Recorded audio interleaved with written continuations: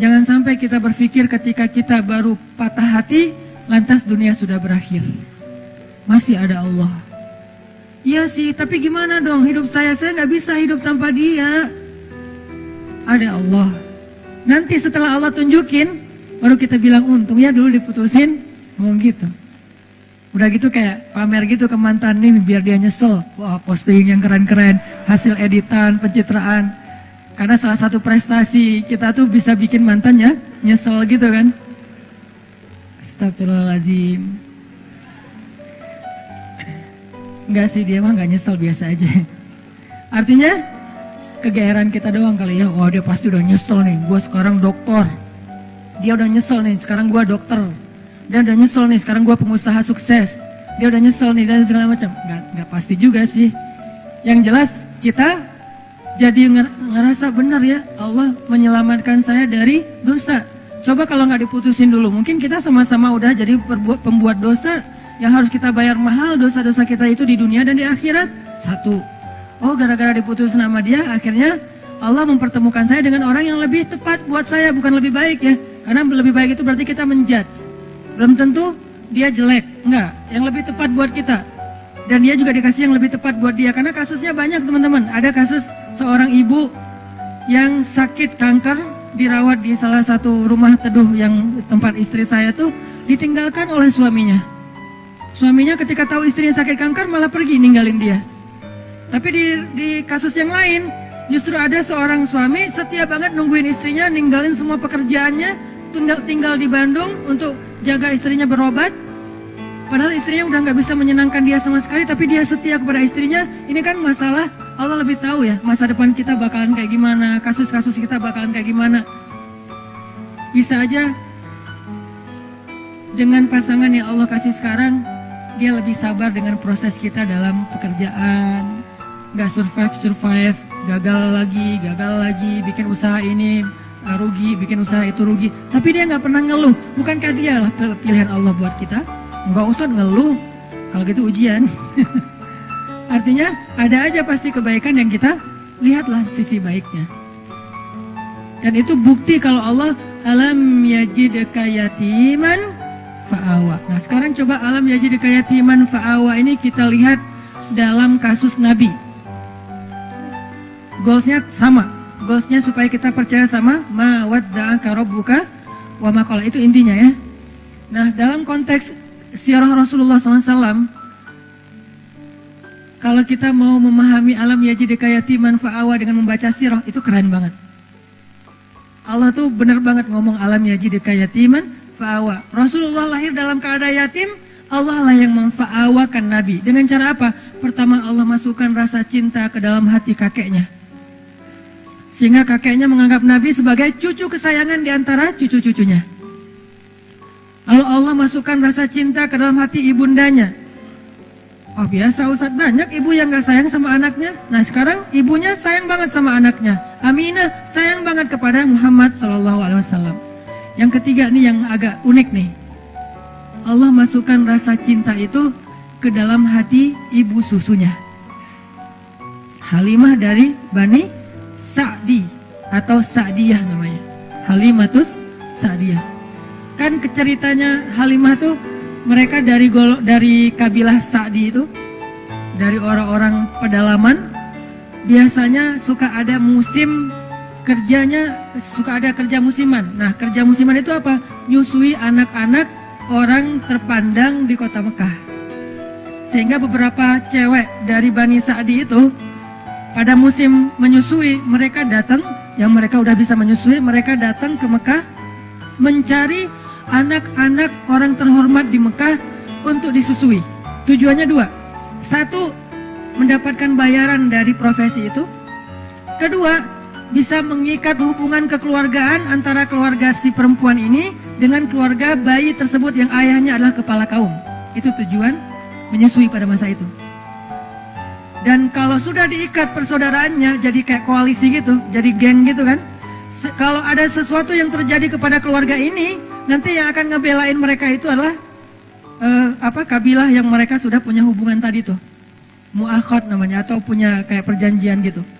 Nah, Ketika perempuan-perempuan, cewek-cewek dari Bani Sa'di datang ke Mekah, di antara mereka ada Halimah, mereka kan nyebar tuh. Sesuai dengan rekomendasi dari temannya, yang kenal dari sebelumnya, punya link apa, segala macam. Datang ke rumah-rumah orang-orang terpandang di Mekah, terus cewek-cewek itu pada satu persatu mendapatkan bayi untuk disusui. Ada yang dapat bayi dari anak orang kaya, ada yang dapat bayi dari anak pemuka kaum, ada yang dapat bayi dari seorang anak yang dermawan, apa dan segala macam, banyak lah, pokoknya banyak keuntungan. Kecuali Halimah. Ketika yang lain udah dapat bayi-bayi keren, kamu dapat siapa? Saya dapat anak kepala suku itu. Wah, beruntung sekali kamu. Berarti keluarga kamu sekarang punya ikatan dengan suku yang paling kuat. Kan keren ya? Pertama bangga, kedua nggak ada yang berani dengan keluarga ini karena dia punya link kepada kabilah yang kuat. Kayak gitu berlaku dulu tuh. Terus kayak apa istilahnya ya? Zimmah. Nah, saya baru ingat. Zimmah. Jadi punya jaminan dari keluarga itu. Jadi nggak ada yang berani. Terus kalau kamu dapat siapa? Saya dapat anaknya Fulan. Wah, anak orang kaya dong, dibayar gede dong. Alhamdulillah kalau bahasa sekarang, untung. Tapi giliran Halimah ditanya, kamu dapat siapa? Muhammad. Muhammad siapa? Ayahnya udah wafat. Hah, kamu ngambil anak yatim? Terus yang bayar siapa? Nggak ada. Hah, kasihan banget sih kamu, gitu kan ya kalau bahasa kita ya. Halimah diantara ibu-ibu susu yang lain seolah-olah kesannya dapat yang paling tidak menguntungkan. Tapi ternyata kebalikannya. Kenapa Halimah kok memilih Muhammad di antara banyak anak bayi yang ada di Mekah? Karena begitu ngelihat Muhammad, Halimah langsung jatuh hati. Itu namanya fa'awa. Allah yang menjadikan Halimah jatuh hati kepada Rasulullah. Langsung jatuh hati. Akhirnya Halimah nggak peduli anak ini yatim atau enggak, nggak peduli dibayar apa enggak, nggak peduli keluarganya kuat, kabilahnya atau enggak. Yang jelas saya sayang banget sama anak ini. Itu yang Allah lakukan dengan Halimah. Dipeluk oleh Halimah. Bahkan Halimah memperlakukan Nabi Muhammad kecil lebih baik daripada ibu-ibu susu lain memperlakukan bayi mereka karena dibayar, karena profesional. Kalau ini bukan profesional, ini cinta. Lebih dalam daripada sekedar profesi. Dan kayak gitulah cara Allah melindungi Rasulullah. Seandainya Rasulullah punya harta waktu itu, seandainya ayah Rasulullah masih hidup waktu itu, maka Rasulullah mungkin akan dititipkan kepada ibu susu profesional. Tidak sekeren Halimah. Tapi berhubung dia nggak punya harta, berhubung dia ayahnya udah meninggal, berhubung kakeknya itu nggak bisa membayar ibu susuan, akhirnya yang muncul, yang menyusui Muhammad kecil, justru seorang perempuan paling baik di antara semua ibu-ibu susu yang ada waktu itu. Yang paling ikhlas, yang paling tulus, yang kasih sayangnya paling besar, yang paling sayang kepada Rasulullah karena nggak ada motif yang lain. Ini cara Allah tuh keren banget ya. Kalau cara kita, gimana nih? Kasihan anak kita nggak ada uang, kasihan anak kita nggak ada kabilahnya nggak kuat, kasihan. Itu kan cuma logika kita. Ini namanya ilmiah. Tapi ada robbaniyah, ada logika ilmiah, ada logika robbaniyah. Kalau logika robbaniyah apa? Alam yajidka yatiman fa'awa. Itulah yang kita berlakukan dalam hidup kita kadang, teman-teman. Kadang-kadang kita kan pakainya logika ilmiah ya. Gimana nanti kalau sakit nggak ada jaminan? Gimana nanti kalau udah lulus tapi nggak ada jaminan? Gimana nanti kalau ayahnya meninggal terus nggak ada warisan? Gimana? Ikhtiar mah ikhtiar aja. Cuman iman nggak boleh ngikutin ikhtiar, dia terpautnya ke langit. Ikhtiar itu di bumi. Udah aja yakin sama Allah. Alam yajidka yatiman fa'awa. Saya anak tukang pangkas tapi kuliah di Mesir. Saya anak seorang ibu yang cuma ibu rumah tangga, punya warung kecil di depan rumah tapi nggak pernah untung, soalnya dimakan sama anaknya semua tuh, semua dagangan. Jual apa? Mak, boleh ambil. Jadi kerjaan kita tuh makanin warung emak. Jadi nggak pernah untung. Yang ada rugi. Kok bisa kuliah di Mesir? Bukankah alam yajidka yatiman fa'awa? Allah punya banyak cara. Bisa aja Allah kasih caranya dengan saya ada sedikit prestasi dalam bidang tarik suara gitu. Musabakoh maksudnya. Bidang musabakoh kayak alhamdulillah pas tampil bukan karena saya ngajinya bagus, kebenaran musabik itu mutasabik. Peserta yang lain asal tampil serak wae. Yang ini serak, yang ini salah baca. Ya udah alhamdulillah menang ya. Bukan karena bacanya keren, karena yang lain lagi nggak fit. Walaupun didoain juga sih, ya Allah serak dong please. Pas ngaji, Jadi agak-agak kurang ikhlas juga namanya musabaqah anak-anak ya, kayak atlet gitu karena semangat ya semangat, jatuh dong jatuh, wah jatuh gitu. Jadi artinya kayak tadi lah tanding Pevi ya, Pevi Sanggu tadi teh nonton sama teman-teman. Begitu yang Jepang kan pas Sanggu yang street itu, yang pas Jepangnya main, yang keempat kan bagus semua tuh. Landingnya bagus, sempurna, skornya 8,7, tinggi-tinggi gitu. Pas yang kelima, ya Allah jatuh beneran. Wah, akhirnya kita kayak bahagia gitu kan, lawannya jatuh gitu kan. Berarti Sanggu bisa naik nih. Sanggu juga jatuh. Jadi kita doa, orang Jepang juga doa. Tapi sama-sama karena mungkin bukan masalah ibadah, ya Allah yang menentukan yang terbaik. Tapi ala kulihal, overall sih keren, pride. Barakallah buat Sanggu dan Pevi. Streaming, mudah-mudahan tetap semangat. Oke, balik lagi intermezzo. Teman-teman, jadi Allah memilihkan untuk seorang Muhammad kecil, ibu susuan terbaik, justru dengan cara apa? Gak punya modal, gak punya pengaruh, akhirnya dapatlah gak punya ayah, malah dapat ibu susuan terbaik. Kalau masih ada ayahnya, kalau ada modalnya, kalau punya pengaruh, pasti yang dapat itu ibu susuan yang ada maunya. Ini cara Allah, teman-teman. Alam yajidka yatiman fa'awa. Selesaikah di situ? Belum. Selesai era susuan, bahkan Allah memilih untuk Nabi itu tempat beliau tumbuh dan belajar bahasa adalah tempat kabilah yang paling baik. Karena ada beberapa ibu susuan dari kabilah yang banyak, Allah pilih untuk Rasulullah kabilah Sa'diyah. Kabilah Sa'diyah ini apa? Yang ngomong bahasa Arabnya tuh paling lekoh. Yang ngomong bahasa Arabnya paling lekoh di antara orang Arab. Yang paling ningrat gitu kalau ngomong. Saya pernah jalan sekali ke New Zealand. Belum pernah ke London sih, jadi tahu Britishnya lewat New Zealand.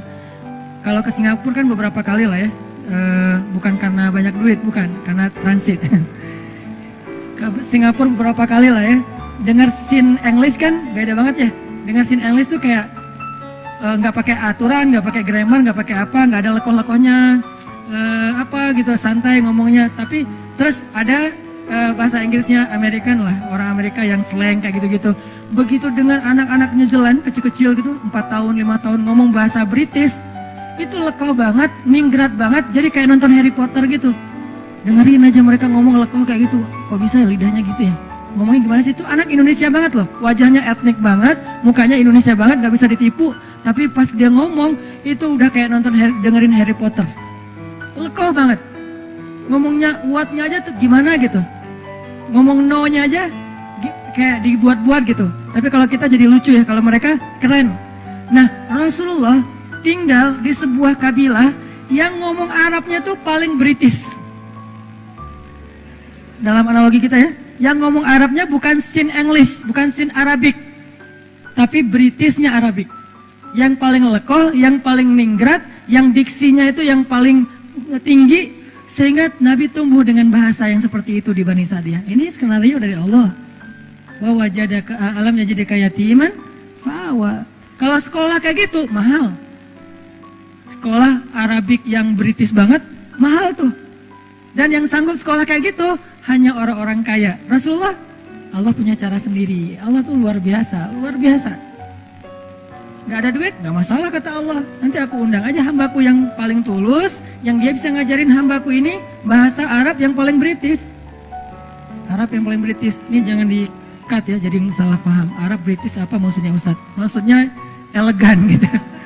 Maksudnya elegan, lekoh, ningrat, diksinya keren. Nah, setelah Nabi lekoh bahasa Arabnya, era pendidikan bahasanya udah selesai. Kan yang paling bagus bahasa itu dari kecil ya. Karena anak kecil cepat menyerap bahasa. Baru nanti dia, kayak anak saya orang Aceh, istri orang Jawa, tinggal di Bandung. Tapi kalau ngomong bahasa di rumah, dia yang paling nyunda. Karena teman-temannya anak-anak Bandung gitu. Jadi kalau dia ngomong Aisyah, Maryam tuh kalau ngomong sama saya malah kadang-kadang sering nanyanya ke Aisyah, Aisyah ini artinya apa sih? Aisyah yang ngajarin. Kenapa? Karena dia tumbuhnya di Bandung. Kalau dia tumbuhnya di Aceh, dia bakalan bahasa Aceh. Kalau dia tumbuhnya di Surabaya, dia bakalan bahasa Surabaya. Nah, masing-masing dikasih lingkungannya. Nah, Rasul tumbuhnya di Bani Sa'di, bahasanya paling bagus. Udah selesai? Belum. Nanti ada era lagi, kedua, setelah masanya Abdul Muthalib, Aminah, Halimah, nanti ada era kedua. Awalnya dinaungi atau dipelihara oleh pamannya Abu Thalib. Ini era periode kedua. Dan ini juga luar biasa. Abu Thalib punya banyak anak, tapi yang paling disayang justru ponakannya. Punya banyak anak, tapi yang paling disayang justru ponakannya. Kemana-mana pergi pasti yang dibonceng ponakannya. Muhammad ikut paman, ikut boncengan, motoran gitu. Motornya keledai, onta, kuda. Memotoran aja keliling Mekah, ke Suriah dulu namanya Damaskus, kemudian ke Yaman. Yang dibawa motoran sama Abu Thalib touring kemana-mana itu siapa? Ponakannya, bukan anaknya justru. Kenapa bisa kayak gitu? Allah masukkan cinta ke dalam hati Abu Thalib, sehingga di antara semua keluarganya yang paling disayang justru bukan anaknya tapi ponakannya. Allah yang bikin kayak gitu. Sehingga karena sayangnya Abu Thalib kepada Rasulullah kecil, Muhammad kecil, akhirnya Abu Thalib tuh mikirin banget pendidikan Muhammad kecil. Mikirin banget. Gimana ya cara anak ini jadi seorang pemimpin? Anak-anak yang lain gak gitu-gitu amat. Tapi yang ini difikirin, sama kayak seorang ayah mikirin, nanti dia SD-nya di mana yang bagus ya? Browsing, banding-bandingin, komparasi yang satu dengan yang lain, harga, kurikulum, segala macam kan ya? Nanti SMP-nya di mana ya? Nanti dia belajar ini di mana ya? Nanti dia belajar itu di mana ya? Sama kayak sekarang saya mikir anak saya nanti kalau yang dia laki-laki dia harus bisa satu. Buat saya pribadi ini subjektif banget ya. Karena saya mengkader dia rambutnya harus panjang, keriting, berarti dia surfing, skateboard. Karena model rambut udah dapet nih, kayak reggae banget lah ya. Surfing, skateboard harus bisa. Berarti belakang rumah saya harus bikin mini rem, biar dia latihan sendiri gitu. Satu, dari sisi mainnya. Dari sisi intelektualnya, mulai sekarang karena istri memang sama-sama belajar di Mesir, diajarin bahasa Arab. Jadi kita kalau ngomong rahasia dengan istri di rumah udah ketahuan sama anak-anak, tahu. Walaupun mereka nggak bisa ngomong bahasa Arab, tapi ngerti kalau kita ngomong bahasa Arab. Saya misalnya bilang mau sesekali makan mie instan gitu kan ya, kan biar anak-anak nggak ikut-ikutan. Saya ngomongnya rahasia sama istri, pakai bahasa Arab. Saya pengen makan makaronah gitu ya. Baba mau makan mie instan ya, gitu langsung ketahuan, nggak bisa rahasia-rahasiaan lagi. Atau mau keluar gitu, kita keluar berduaan yuk, tapi pakai bahasa Arab. Gitulah pokoknya. Jadi kita keluar berduaan yuk, nggak usah bawa anak-anak, pasti ketahuan. Kita mau ditinggal kata mereka. Jadi karena udah dilatih di rumah dari sisi intelektualitasnya, bahasanya nggak harus lancar ngomong, tapi ngerti secara listening. Terus Al-Qur'annya, pokoknya bagian saya mah main aja, bagian yang tadi pendidikan, apa segala macam, istri aja lah. Ngafal Quran, ngafal hadis, bahasa Arab, ya sama Umi aja deh. Sama Baba apa? Yuk kita jalan yuk kita main yuk. Bagian seru-seruan gitu.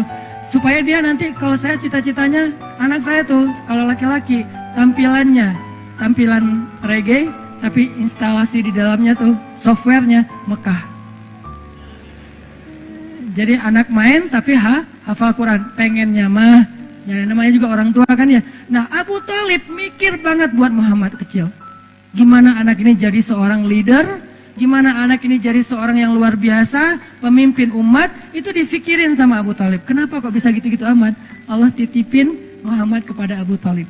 Alam yajidika yatiman fa'awa. Allah yang titipin. Kalau Allah titipin itu udah keren banget, udah pasti. Sehingga di sebelah Ka'bah itu teman-teman, sebelah Ka'bah itu ada sebuah spot, sebuah tempat kongres para ketua kabilah, pemimpin kabilah di Mekah, namanya Darun Nadwah. Itu di sebelah Ka'bah. Kalau sekarang mungkin jadi kayak makam Ibrahim gitu kan, kalau yang pernah umroh, daerah-daerah situ. Jadi sebelah Ka'bah ada tempat orang-orang kepala suku Mekah itu sering bikin kongres. Bikin meeting, bikin apa, ngomongin tentang kota Mekah, ngomongin tentang perdagangan, ngomongin tentang politik, ngomongin tentang perang, dan seterusnya. Semuanya di situ, namanya Darun Nadwah. Nah, biasanya setiap ketua kabilah kalau pergi ke Darun Nadwah itu, mereka bawa anak kesayangannya yang laki-laki sebagai kaderisasi. Jadi pendidikan pada masa itu tuh bukan sekolah formal, ikut ayahnya. Itu pendidikan pada masa itu. Bukan sekolah formal tapi ikut ayahnya. Sehingga biasanya anak laki-laki nggak akan jauh-jauh dari ayahnya, anak perempuan nggak jauh-jauh dari ibunya. Sehingga Nabi SAW ternyata selalu dipilih oleh Abu Thalib di antara anak-anaknya untuk ikut Abu Thalib ke Darun Nadwah. Yang lain milih anak laki-lakinya, Abu Thalib milih ponakannya. Coba, ngapain dipilih ikut dalam Darun Nadwah? Nanti di Darun Nadwah dia duduk di sebelah Abu Thalib. Duduk di sebelah Abu Thalib, dengerin gimana cara komunikasi dalam sebuah musyawarah, meeting, kongres, gimana cara meyakinkan orang kepada pendapat kita, gimana cara komunikasi yang santun, gimana cara debat yang baik, gimana cara ngatur pemerintahan, gimana tentang politik, gimana tentang jihad, gimana membangun koalisi, gimana, itu Muhammad semuanya dengerin di sebelah Abu Thalib. Kebenaran Abu Thalib yang paling bijak di antara ketua kabilah. Jadi dia kayak belajar langsung ke legend-legendnya gitu. Belajar langsung ke legend-legendnya. Di situ nanti ada Abu Jahal, walaupun belum musuhan ya. Abu Jahal masih dikenal Abu Al-Hakam. Jadi kalau ngeluarin kata-kata itu syair semua. Nabi jadi ngedengar, oh gitu ngomong yang diksinya bagus. Oh gini ngomongnya yang punya wawasan. Oh gini ngomongnya yang menyampaikan teori, analogi segala macam. Muhammad belajar kayak itu. Sehingga ketika Muhammad pulang ke rumah, anak-anaknya Abu Thalib mengupdate berita tentang politik Mekah lewat Rasulullah. Muhammad tadi ngomong apa di sana? Gitu coba. Padahal ayahnya sendiri kepala suku, tapi ayahnya memilih Muhammad kecil. Alam yajidka yatiman fa'awah. Allah itu udah sebaik-baik pembuat rencana lah pokoknya. Ini harusnya menjadikan kita makin belief, makin yakin sama Allah. Kalau diserahin urusan kita ke Allah itu emang dahsyat. Ketimbang kita bikin sendiri. Kita nggak apa-apa merencanakan hidup sendiri, merencanakan masa depan sendiri, nggak apa-apa. Tapi tetap serahin ke Allah urusan apa? Urusan jalannya. Jangan sampai kita melenceng. Karena begitu kita melenceng dan menganggap melenceng itu lebih menguntungin kita, berarti Allah udah nggak terlibat dalam hidup kita. Dan kalau Allah udah nggak terlibat, mentok nanti ujung-ujungnya. Kalau kita ngikutin jalan Allah yang lurus, walaupun menurut logika ilmiah kayak nggak jelas gitu, ikutin aja. Karena emang jalan Allah itu unik. Sering banyak surprise gitu kan ya, sama kayak Rasulullah, kok gitu sih harus yatim dulu, kan nggak tahu nih alasannya, pas tahu, oh iya ya, ternyata dengan yatim justru dapat Halimah, kok gitu sih yatim, dengan yatim justru dapat Abu Thalib, dan seterusnya. Intinya, wa wajadaka ailan fa'aghna. Itu teman-teman, insya Allah ternyata baru dapat satu ayat, alam yajidka yatiman fa'awa. Itulah tafsir teman-teman. Itulah yang kita pelajari di Mesir, di Al-Azhar. Satu ayat, itu kalau mau dibedah lebih dalam lagi mungkin banyak komparatif dengan surat-surat yang lain akan lebih panjang. Tapi intinya sih bukan mau pamer ayat, pamer wawasan, bukan. Intinya adalah harusnya semua wawasan yang kita dengar tadi membangun iman di hati kita. Liyazdadu imanan ma'a imanihim, bertambahnya keyakinan di dalam hati kita tentang apa? Tentang Allah. Ma wadda'aka rabbuka wa ma qala. Allah tuh gak pernah ninggalin kamu, gak pernah benci sama kamu.